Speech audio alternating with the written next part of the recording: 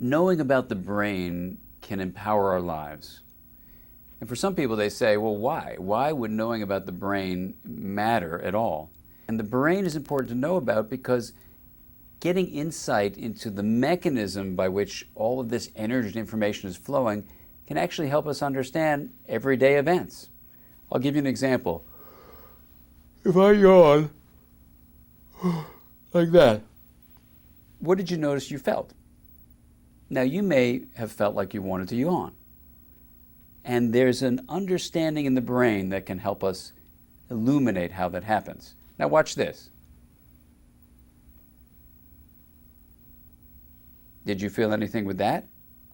Now, maybe not, but now see how you feel when I do this.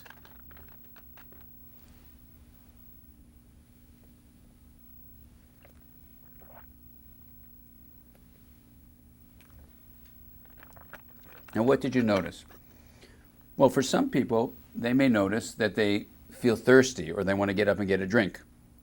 Or when I yawn, you may want to yawn. What we now know is that in the brain, there's a set of neurons called mirror neurons. A mirror, something that reflects your own image, is the word that was used for these neurons that were found to allow you to take a perception that you see, for example, seeing me drink some water, when you know it has an intention behind it and getting you ready to do that same behavior. So when someone yawns, you get ready to yawn. So we have behavioral imitation are enabled by these mirror neurons, but also something called internal simulation. You may have actually felt thirsty when you saw me drinking.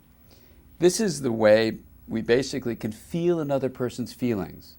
Mirror neurons are the gateway to compassion and the gateway to empathy.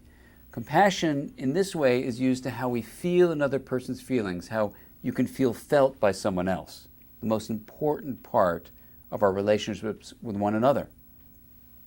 Empathy is how you have a mind sight map, an image in your mind of what's going on inside the mind of someone else. And this is basically how you create it. The mirror neurons soak in like a sponge what you see in someone else. It takes it in, it resonates with your own internal bodily responses and emotional parts of your brain respond. That comes back up to the middle part of your frontmost part of your cortex, the outer part of your brain called the prefrontal cortex, and allows you to create an image of your own bodily state and then imagine what's going on in someone else. That whole process is basically the circuitry of compassion.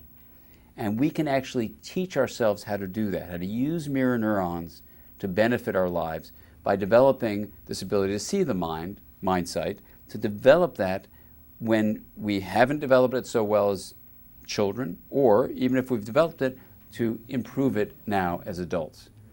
It's always possible to improve these circuits of compassion and to stimulate the growth of this capacity for empathy and kindness in our lives.